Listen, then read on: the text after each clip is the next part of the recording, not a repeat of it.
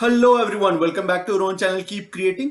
दोस्तों, आज हम अपनी स्टॉक मार्केट इन्वेस्टिंग सीरीज को कंटिन्यू करते हुए आज की वीडियो में ये डिस्कस करेंगे कि आपके पास डायरेक्ट इक्विटी इन्वेस्टिंग करने के लिए स्टॉक ट्रेडिंग ब्रोकर्स में किस किस तरह के ऑप्शंस अवेलेबल हैं और आप इनमें से किनको चूज कर सकते हैं अपना अकाउंट ओपन करने के लिए, depending on some of the factors we will discuss.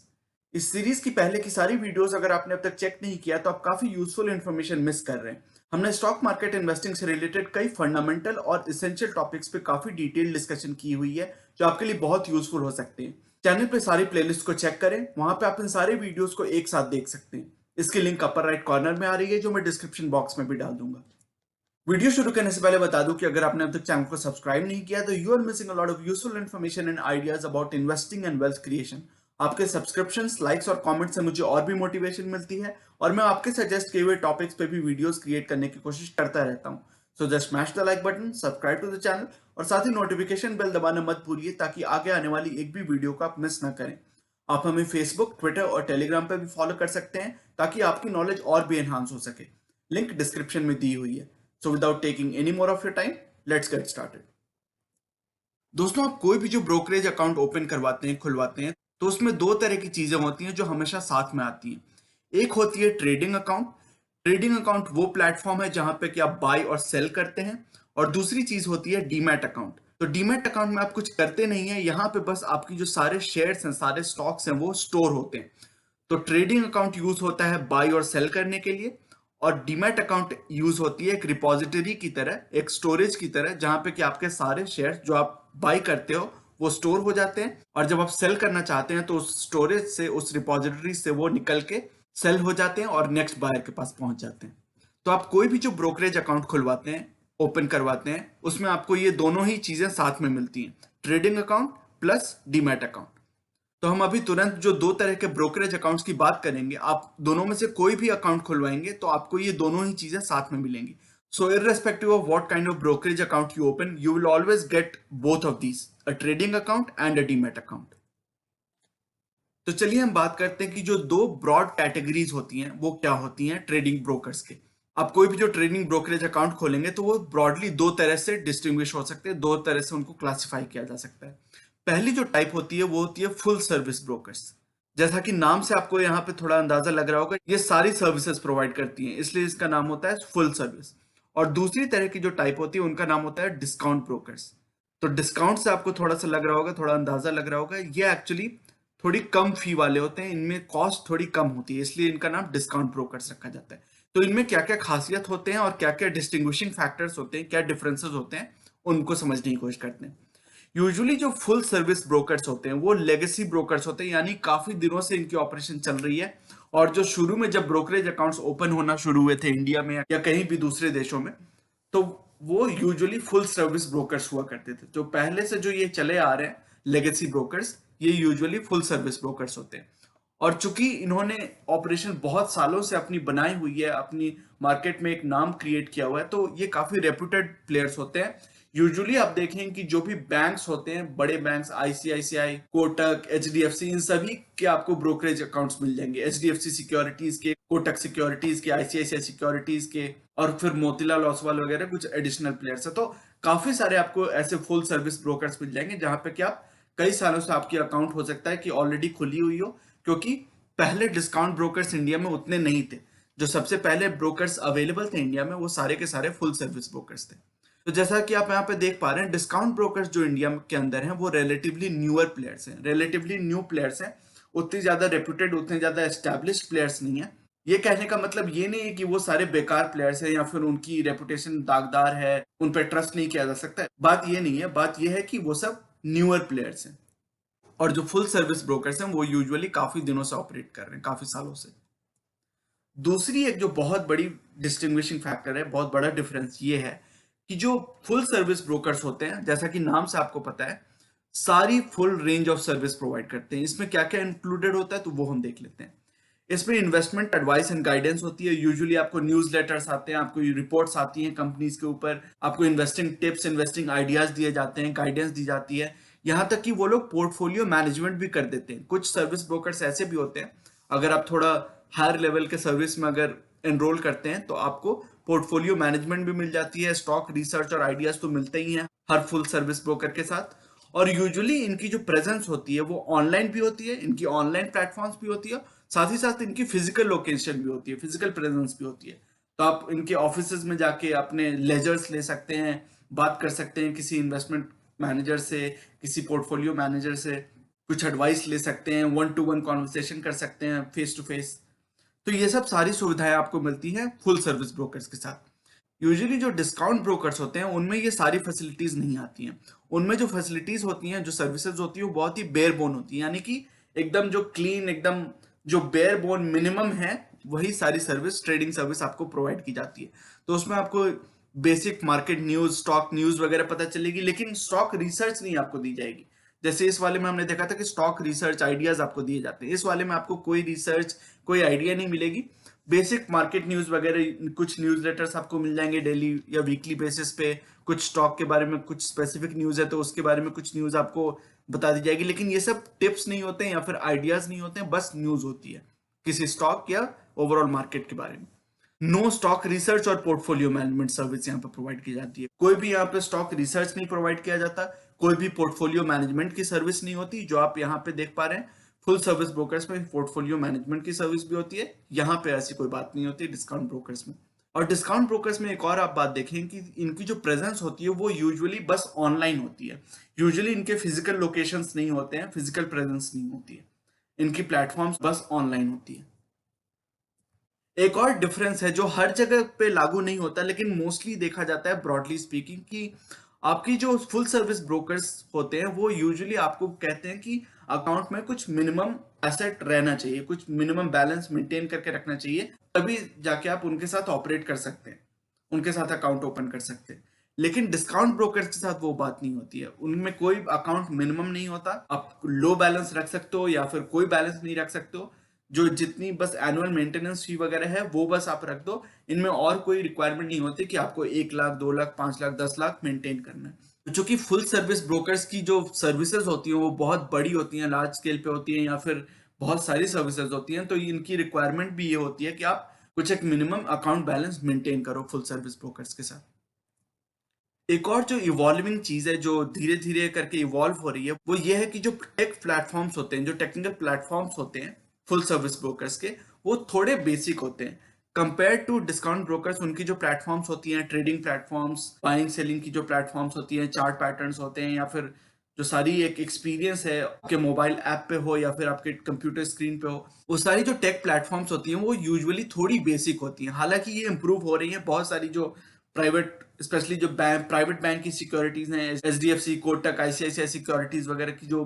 Trading platforms है वो धीरे धीरे इंप्रूव हो रहे हैं टेक्निकली।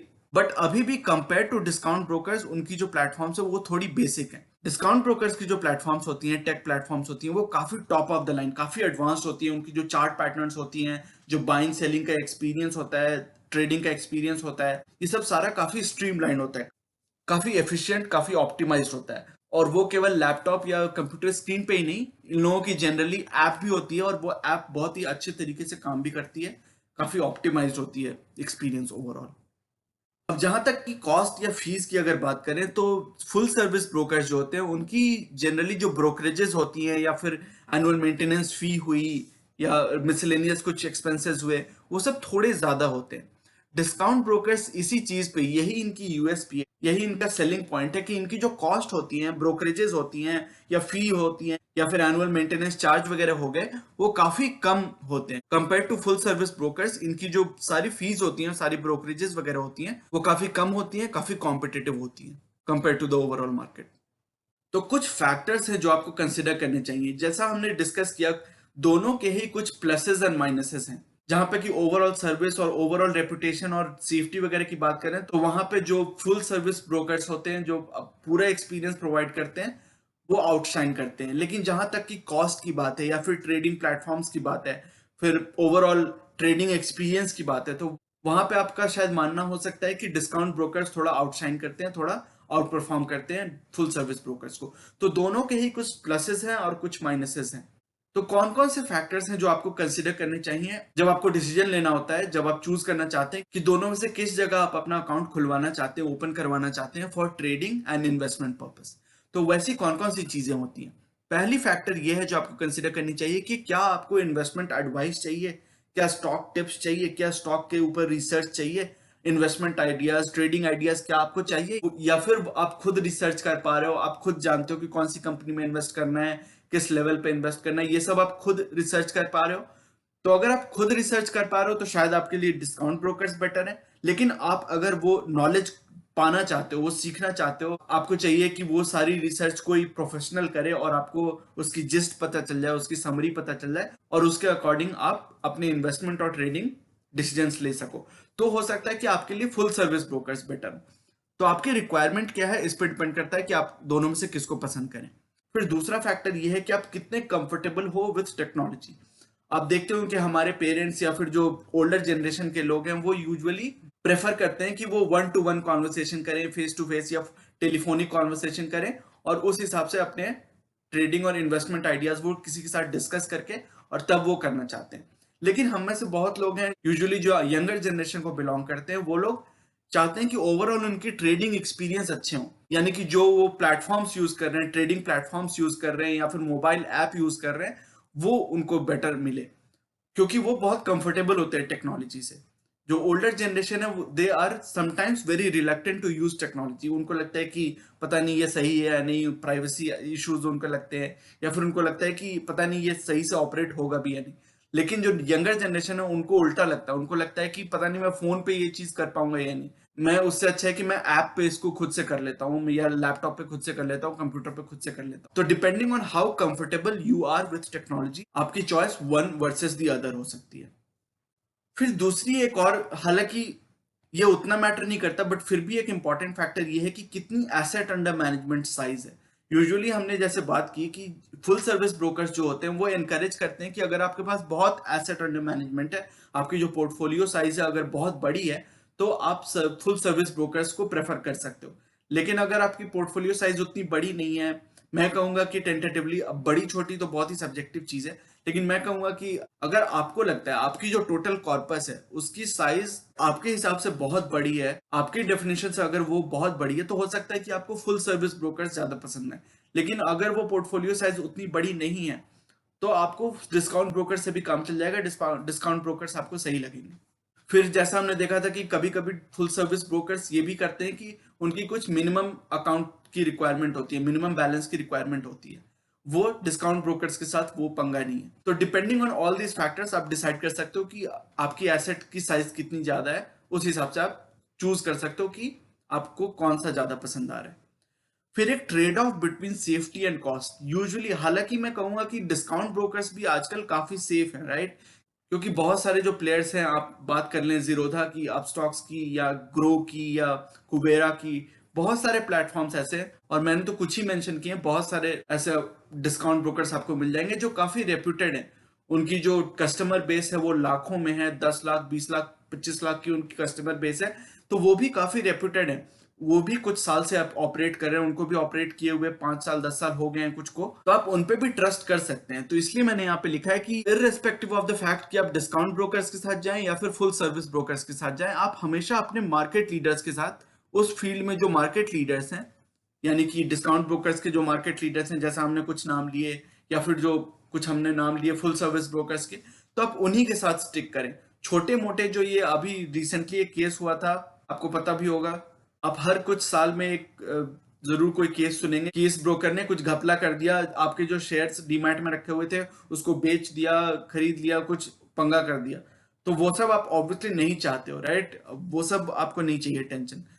इसलिए मार्केट लीडर्स जो अपने अपने सेगमेंट में हैं, आप उन्हीं के साथ स्टिक करें। अगर आप फुल सर्विस ब्रोकर्स लेना चाहते हैं तो जो दो चार नाम हमने लिए उस पर रिसर्च कर सकते हैं, या फिर कोई और आपको पता चले कि वो भी बहुत अच्छे हैं तो आप उसमें इन्वेस्ट कर सकते हैं, उनके साथ स्टिक कर सकते हैं। फिर डिस्काउंट ब्रोकर्स में भी हमने कुछ नाम लिए, आप उनके साथ जा सकते हो, या फिर और रिसर्च कर सकते हो कि आपको और कौन पसंद आ रहे हैं, या फिर कौन रेप्यूटेड लीडर्स हैं, मार्केट लीडर्स हैं, तो आप उनके साथ स्टिक कर सकते हो। बट सेफ्टी और कॉस्ट को हमेशा ध्यान में रखें। यूजुअली माना जाता है कि जो फुल सर्विस ब्रोकर्स होते हैं, चूंकि वो इतने एस्टेब्लिश्ड प्लेयर्स हैं, इतने साल से अपनी रेपुटेशन उन्होंने बना के रखी है मार्केट में, और उनकी यूजुअली एक फिजिकल प्रेजेंस भी होती है, तो उनमें सेफ्टी थोड़ी ज्यादा होती है, ऐसा मानना है, ऐसी परसेप्शन है। इसकी कोई गारंटी नहीं है। आपको पता होगा कि अभी पिछले साल एक केस आया था जिसमें कि एक फुल सर्विस ब्रोकर ने कुछ घपला किया होता। और अभी रिसेंटली 2-3 महीने पहले एक केस आया था जिसमें कि एक डिस्काउंट ब्रोकर ने घपला किया हुआ था। तो दोनों में ही आपको शॉडी बिजनेस वाले भी मिल जाएंगे और दोनों में ही आपको रेप्यूटेड प्लेयर्स, बहुत ही रिस्पेक्टेबल प्लेयर्स भी मिल जाएंगे। तो आपको डिसाइड करना है कि आप दोनों में से कौन सा प्रेफर करते हैं, लेकिन जो भी आप प्रेफर करें, जो भी चूज करें, उसमें मार्केट लीडर्स के साथ। अगर आपने अपना अभी तक डीमैट अकाउंट या ट्रेडिंग अकाउंट नहीं ओपन किया है तो डिस्क्रिप्शन में जीरोधा और अपस्टॉक्स की लिंक दी हुई है। अगर आपने अभी तक अकाउंट नहीं ओपन किया और आप डायरेक्ट स्टॉक में इन्वेस्टिंग करना चाहते हैं, डायरेक्ट इक्विटी में इन्वेस्टिंग करना चाहते हैं, तो उन दोनों लिंक्स को यूज करके आप अपने अगर अकाउंट्स खोलते हैं तो आपको कुछ अकाउंट ओपनिंग बेनिफिट्स भी मिलेंगे, कुछ एडेड एडवांटेजेस मिलेंगे। अगर आपकी कोई कंफ्यूजन है या कोई अगर डाउट्स हैं या फिर कोई क्वेश्चंस हैं रिलेटेड टू अकाउंट ओपनिंग, तो आप कमेंट्स में डालें ताकि मैं आपकी हेल्प कर पाऊं। अगर उन लिंक्स को यूज करके आप अपने अकाउंट्स खोलते हो तो इस चैनल की मदद होगी और हमें ऐसे वीडियोस क्रिएट करते रहने में हेल्प होगी। तो अगर आपके इस टॉपिक से रिलेटेड या फिर स्टॉक मार्केट इन्वेस्टिंग से रिलेटेड कोई भी क्वेश्चंस हो तो आप कमेंट्स में डालें ताकि हम एक कंस्ट्रक्टिव डिस्कशन कर पाए और मैं जहां तक भी संभव हो आपके क्वेश्चंस और डाउट्स को एड्रेस कर पाऊं। तो दोस्तों ये था आज का वीडियो।